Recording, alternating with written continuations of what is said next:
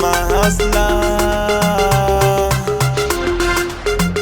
maeuda, ichichibiti, chiarabiti, chekuyala, saka ende futi.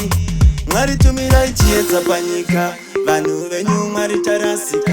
Ndiriniko pamuchatsoka, nekuda kwaSatani tapaparika.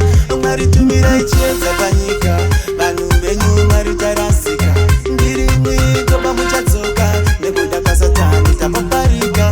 Hakuna acharora vakungomitisa, kana kutuka mama zvichambotyisa. Mwari wangu zvimwe zvakutondityisa, murume kuona mumwe akutomisa. Ko iwo ndeipi bashupi kubva madashapi, madi henyu kungodawo hepi, mukadaro kwatiri kuenda ndekupi?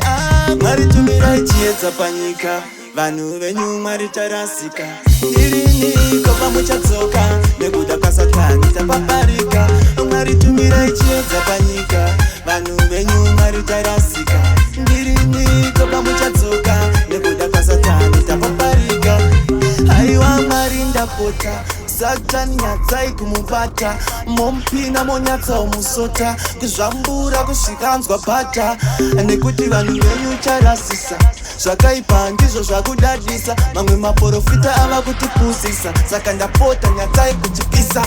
Mwari tumira ichiedza panyika, vanhu venyu mwari tarasika. Ndiriniko pamuchatsoka, nekuda kwaSatani tapaparika.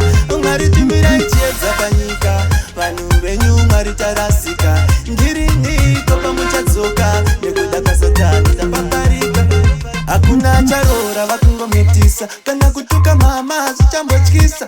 Mwari wangu zvimwe zvakutondityisa, murume kuona mumwe akutomisa. Ko iwo ndeipi bashupi kubva madashapi, madi henyu kungodawo hepi, mukadaro kwatiri kuenda ndekupi? Mwari tumira ichiedza panyika, vanhu venyu mwari tarasika. Ndiriniko pamuchatsoka, nekuda kwaSatani tapaparika. Mwari tumira ichiedza panyika, vanhu venyu mwari tarasika. Ndiriniko pamuchatsoka, nekuda kwaSatani tapaparika.